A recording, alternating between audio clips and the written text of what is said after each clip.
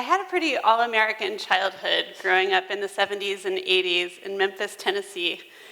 I loved to draw and make art, but what I really remember about my childhood is how much time we spent trying to get out of practicing the violin. Endless hours of mental energy and gamery trying not to practice. The person who was really good at this was my brother, who broke his arm 3 or 4 times when we were kids, which is the only surefire way to get out of practicing the violin. He was also the original artist in the family, and this is something I think about often, because if you met my brother today, he might be wearing a blue shirt, a white shirt, or a blue and white shirt, and he's an incredible business strategist. He's very successful in the finance and corporate world, but I know him to be an artist on the inside. I know him to be deeply creatively resourceful, and this is what I keep in mind when I think about what art is. So what do you think about when you think about what art is?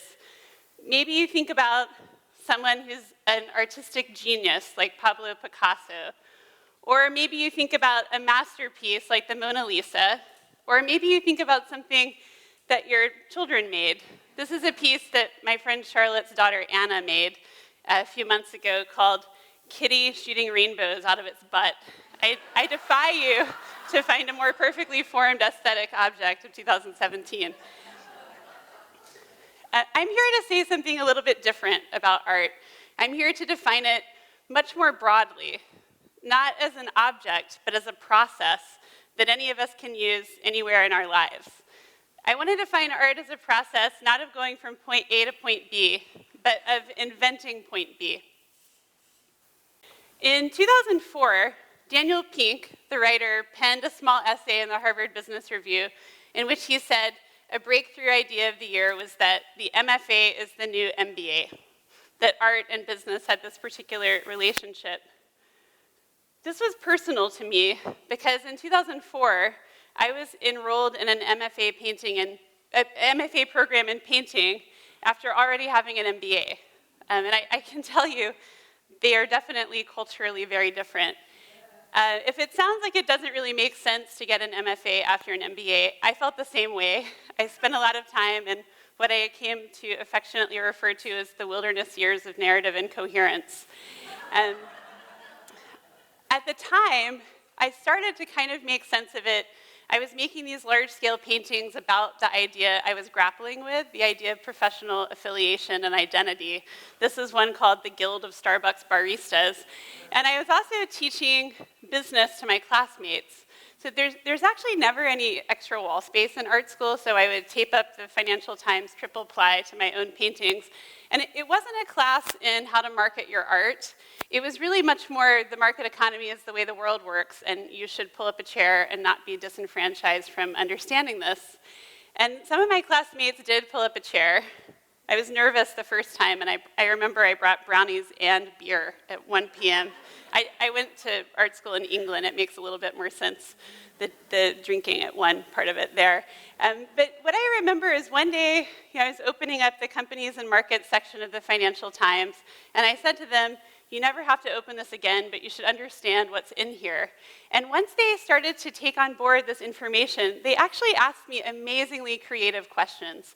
They were really hard to answer. They would ask me stuff like, what if we did away with all the banks?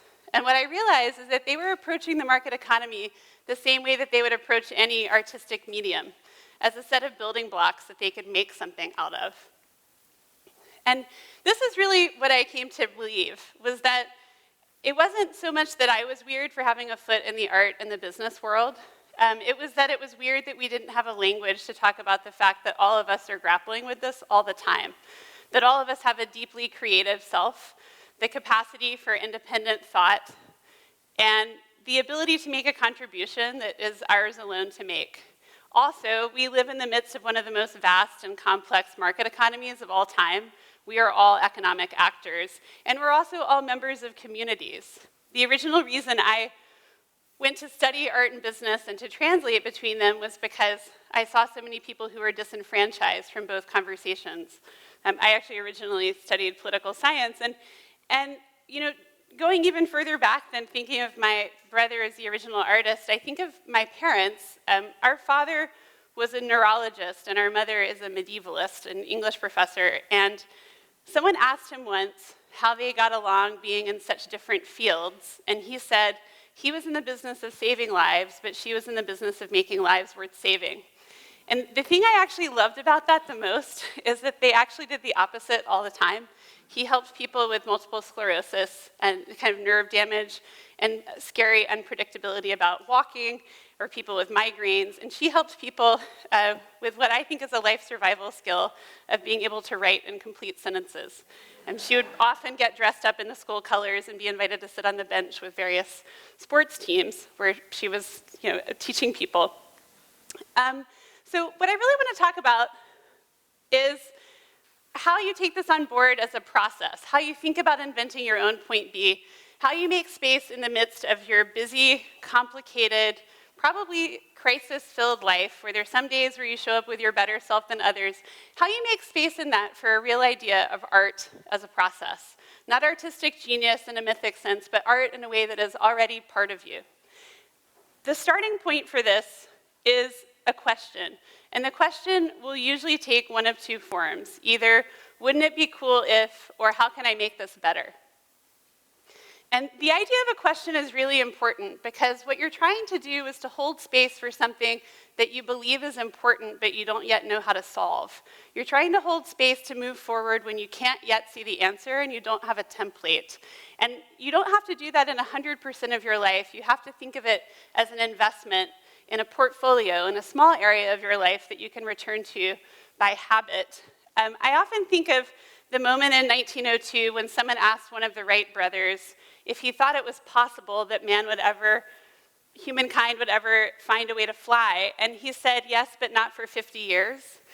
They actually got a plane off the ground, 2 years later, and I've always felt that if he hadn't given himself that grace period, he might have invented a glider instead. So the idea of asking the right question is that you want to ask the big question that you really mean to ask, and then worry about how to strategize working on it later. The second thing is that you're always doing this in the midst of your full life, and you can never know sometimes which thing is wasted time and which thing is central. I want to share a story of Thomas Fogarty. As you can probably start to gather from the picture of him, he's a cardiac surgeon. Fogarty has also owned a winery in Northern California since 1978. Growing up in Cincinnati, Ohio in the 1950s, he was a self-professed juvenile delinquent who had to be either busy or supervised. And I asked him what he meant by this, and he told me that when he was very young, about 5, his father was institutionalized and then died not that long after. His mother was raising him and his siblings by working in a dry cleaner, which he described as a sweatshop in every sense of the word, and he would get in trouble in school. And I asked him what he did, and he said, for example, I would pour wax behind the radiator, it would start smoking, they'd have to call the fire department, or when the teacher wasn't looking, I would literally jump out of the window to go fly fishing, and they'd call my mom, and she'd have to come to school, and they couldn't find me. So everyone agreed he needed a part-time job. Fogarty went to work in the local hospital. The only reason he went to work in a hospital was that hospitals were, at the time, exempt from child labor laws, and he was only 13. So there are 2 trigger warnings here. The first is that one of his initial jobs in the hospital was as a dishwasher in the stomach pump department. And the second trigger warning, and I really do apologize, the second trigger warning is that he went to work as a scrub technician in an operating room for a man named Jack Cranley. Dr. Cranley had 10 children and sort of took Fogarty on as the honorary 11th. The main procedure in Dr. Cranley's operating room was the removal of blood clots. At the time, people truly believed in the point A world that the bigger the incision, the better the surgeon. And so to remove a clot, and I'm sorry, they would open up the entire length of the artery. Many people died. Many people returned for secondary surgeries that involved amputations. And Fogarty said, there has to be a better way. How can I fix this? An extreme version of wouldn't it be cool if. So he, with Dr. Cranley's encouragement, went home and tinkered. And he had this idea that if he took the pinky finger of a number 5 latex glove and a piece of urethral catheter, he could connect them and make a much smaller incision, thread this device in past a blood clot, expand the balloon with a sterile saline solution, and then pull it out, pulling the clot out with it.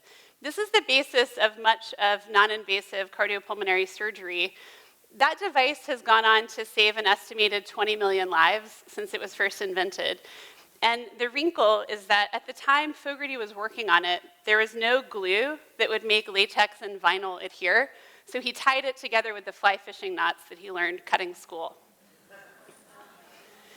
He also had a very hard time getting it made, and the legendary surgeon Al Starr, who had done the first mitral valve transplant, helped him. The company that took on the contract just copied Dr. Starr's contract and gave it to Fogarty, so he actually got paid an unheard of royalty for an early stage inventor. That royalty became generative in his life. He went on to hold 165 other patents and counting, and as he likes to say in his pithy way, the balloon catheter was so long ago, people think I'm dead. They think I'm Tom Fogarty's son. I want to share one last story just to go over 3 principles that come about from all of this. And I realize I'm actually sharing the first story and the last story from the Art Thinking book. This is a building called Crosstown, which is in my hometown of Memphis, Tennessee. It's 1.5 million square feet, and it's one of about 10 buildings that the Sears Roebuck Corporation constructed across the United States in the 1920s. The one in Seattle is the world headquarters of Starbucks. Many of them have been repurposed. The one in Memphis closed in 1993 and stood empty up until about 8 years ago. I've been inside it. It was a kind of ode to peeling paint, everything seafoam green and coming off the walls. It's so large that people there used to have to wear roller skates to get around. About 8 years ago, there were 2 guys who live in Memphis who both had full-time jobs at the time, and they looked up at the shuttered building and they said, wouldn't it be cool if? And then they actually followed up. So the first principle is that there's nothing magical about the early part of the process. It happened in their ordinary life because they had a question of wouldn't it be cool if, and they made space for it. They were in the messy before picture, kind of in the weeds, and they were juggling how to keep working on it while also supporting themselves. They said that when they first started, the project was so outlandish that everyone took their call. And that leads to kind of the second principle, which is that I think our idea of an artist is highly individualistic, almost as a stereotype.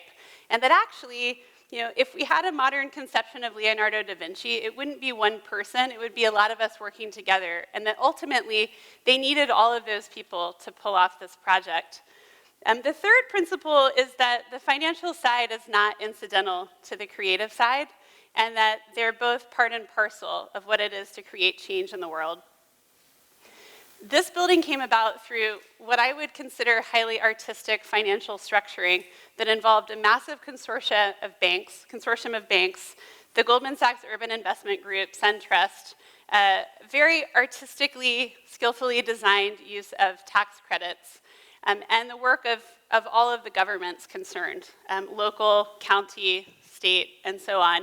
And they broke ground a couple of years ago, and they just opened for use in August. So the idea I want to leave you with is sort of in 2 parts. One part is that inventing point B is a way of thinking about creativity and art and your contribution that transcends and brings together your most creative and most practical selves. That it can manifest in democracy, in science, in art, in education, in the design of your everyday life for your family.